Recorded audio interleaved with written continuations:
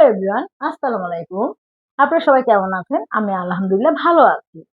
আমরা বাঙালি, মানে ইলিশ মাছ আমাদের সবচেয়ে পছন্দের খাবার।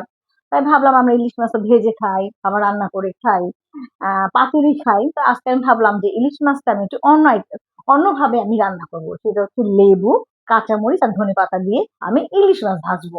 তা চলুন আমার ইলিশ মাছ ভাজতে কি লাগছে সেটা দেখাচ্ছি। এখানে আমি ২ টা লেবু নিয়ে নিয়েছি। এখানে কাঁচামরিচ বাটা, এটা ধনেপাতা বাটা, এখানে হচ্ছে আদা রসুন হালকা এটা জিরা, আর এখানে চালের গুঁড়ো। আর আমি এখানে নিয়েছি ৫-৬ টুকরা ইলিশ মাছ। আমি আগে লেবুটা এখানে চিপড়ে নেবো, রসটা নিয়ে নিব।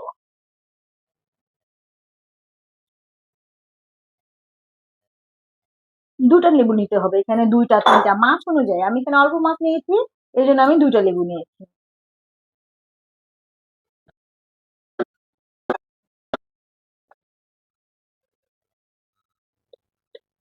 আমি এখানে লবণ দিয়ে দিচ্ছি। এখানে ১০ থেকে ১৫টা কাঁচামরিচ আমি বেটে নিয়েছি।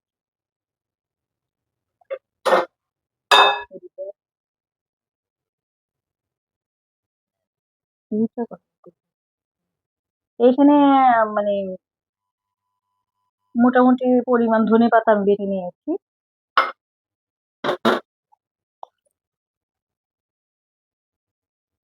আমি আদা রসুন দেবো।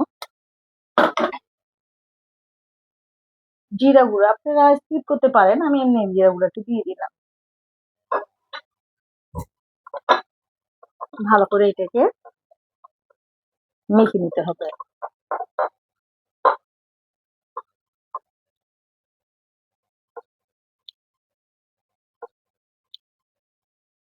আর যদি বেশি ঝাল খায় তাহলে কেউ একটু মরিচের গুঁড়াও দিতে পারে, একটু মানে কালারের জন্য একটু মরিচের গুঁড়া। যেহেতু আমি এখানে কাঁচামরিচ বেটে দিয়েছি, আমি এখন একটা একটা করে মাছ এখানে দিয়ে দিব।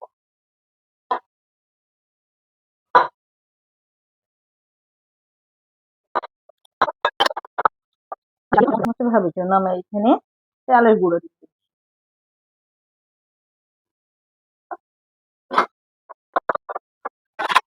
এইভাবে করে তুলে নেব। কারণ কিছুক্ষণ এটা ম্যারিনেট করে রাখতে হবে।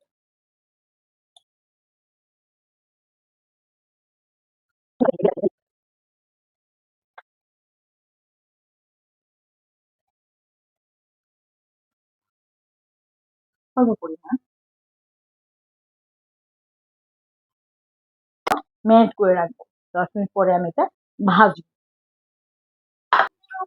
হুম, আমি এখন এর মধ্যে তেল ঢেলে দিচ্ছি। এটা ডুবো তেলে ভাজতে হবে।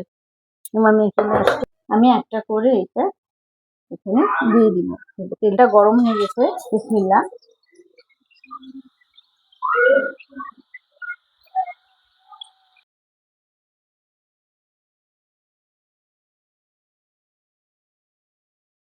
ভাজাটা হয়ে গেছে।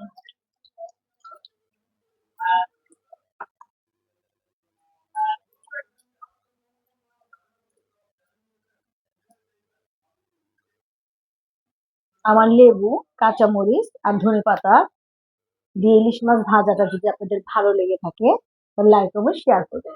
আর সবাই ভালো থাকবেন, সুস্থ থাকবেন।